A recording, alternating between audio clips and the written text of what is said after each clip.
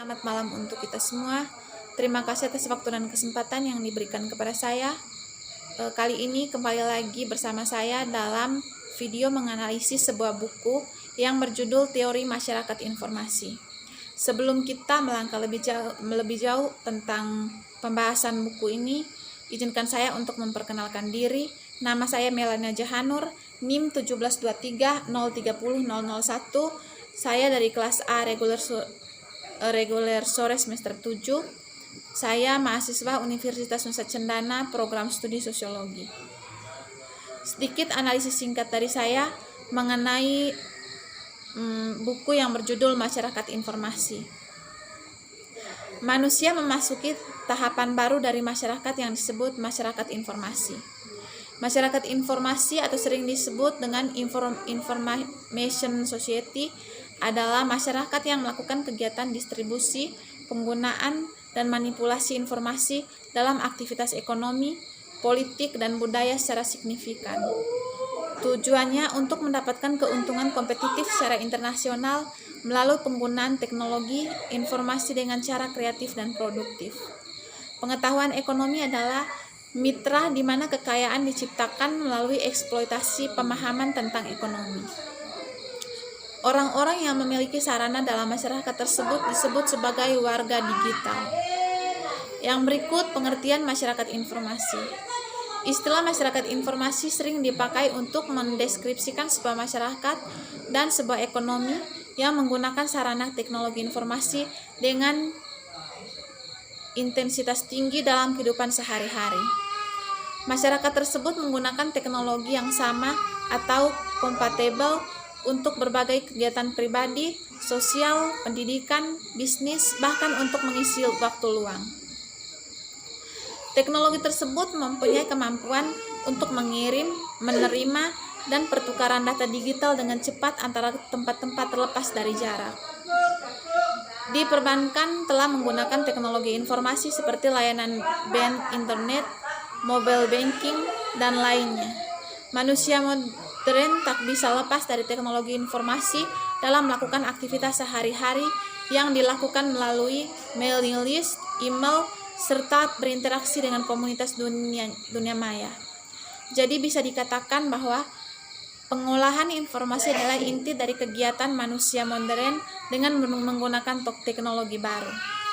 Hal ini memiliki implikasi pada segala aspek kehidupan, pada segala aspek kehidupan masyarakat dan mengubah cara manusia modern dalam melakukan berbagai aktivitas di bidang ekonomi. Di bidang ekonomi, pendidikan, kesehatan, bahkan dalam memanfaatkan waktu luang untuk mengkonsumsi dan memproduksi informasi. Yang berikut ciri-ciri masyarakat informasi. Kebutuhan akan informasi sangat tinggi dalam kehidupan masyarakat, baik untuk berinteraksi antara manusia maupun untuk menunjang kegiatan kerja, kegiatan sosial, pengajaran, serta aktivitas lainnya. Masyarakat informasi bergantung pada inovasi teknologi yang terus berkembang. Spital, masyarakat informasi tersebut dengan lokasi yang mempunyai efek pada pengorganisasian waktu dan ruang. Perubahan yang terjadi dalam masyarakat informasi menyebabkan perubahan dalam ketersediaan dan kebutuhan tenaga kerja di bidang informasi. Masyarakat informasi mengalami perubahan siklus budaya dalam kehidupan sehari-hari karena ketersediaan informasi dari berbagai saluran media termasuk media sosial. Yang berikut perkembangan masyarakat informasi. Perkembangan teknologi informasi menyebabkan ketergantungan manusia terhadap teknologi informasi semakin tinggi. Masyarakat menjadi konsumen informasi dan juga memproduksi informasi. Seluruh masyarakat dunia menghabiskan rata-rata sekitar separuh waktu hidupnya untuk berhubungan dengan teknologi informasi, baik melalui upload video di YouTube, menulis dan merespon status di media sosial seperti Facebook dan Twitter, menulis dan menjawab email, dan sebagainya. Maka sekarang ini manusia bekerja dan bermain dalam lingkup masyarakat informasi. Teknologi informasi terus berkembang setiap generasi. Media konvensional dikombinasikan dengan media baru telah mengubah pola konsumsi media dan kehidupan masyarakat. Hampir setiap orang menggunakan telepon seluler dan email untuk menunjang berbagai aktivitas yang dilakukan sehari-hari.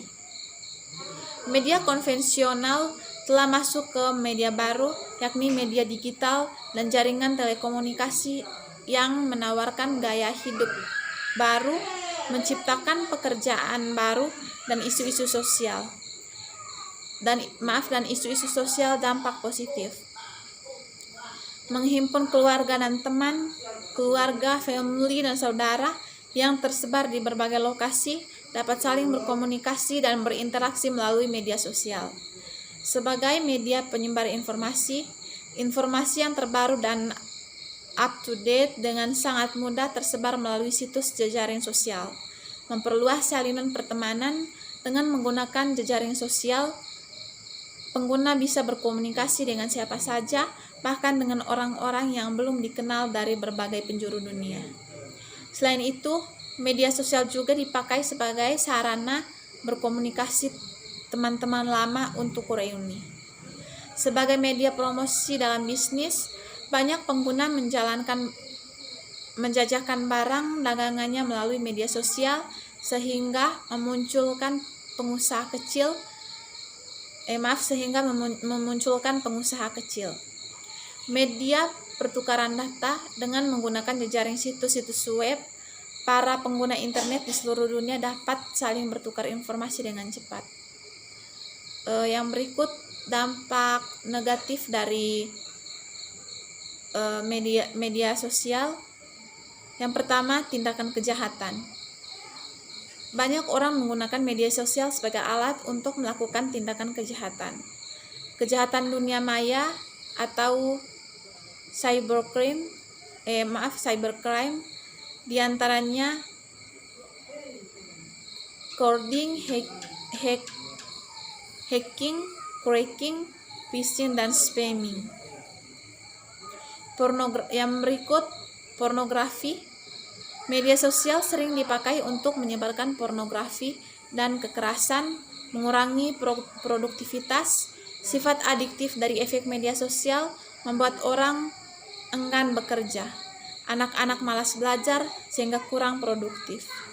Menyebabkan banyak persoalan pribadi dibawa ke ranah dunia maya dan menjadi konsumsi publik yang baru. Ada beberapa elemen yang harus diperhatikan untuk memasuki masyarakat informasi, yaitu yang pertama, masyarakat yang tidak buta huruf, yang kedua, pemanfaatan komputer, yang ketiga, infrastruktur telekomunikasi, yang keempat, industri percetakan yang maju, yang kelima, industri TV dan radio yang maju, yang keenam, minat baca yang tinggi, yang ketujuh, sistem perpustakaan yang maju. Yang berikut, isu sosial juga mempengaruhi masyarakat informasi, diantaranya adalah yang pertama dari sisi positif. Yang pertama, komunikasi yang lebih baik. Yang kedua, transportasi yang lebih cepat dan lebih aman. Yang ketiga, penyelesaian pekerjaan yang lebih cepat dan akurat. Yang keempat, efisiensi dalam penggunaan tenaga kerja. Dan yang berikut, dari sisi negatifnya, yang pertama, munculnya ketakutan masyarakat bahwa manusia akan menjadi munculnya ketakutan masyarakat bahwa manusia akan menjadi budak mesin. Yang kedua, terancamnya penggantian tenaga manusia dan mesin. Yang ketiga, bertambahnya jumlah pengangguran bagi mereka yang tidak menguasai ICT.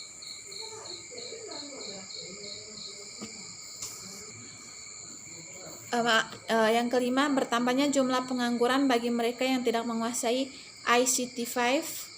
Yang berikut kesimpulan.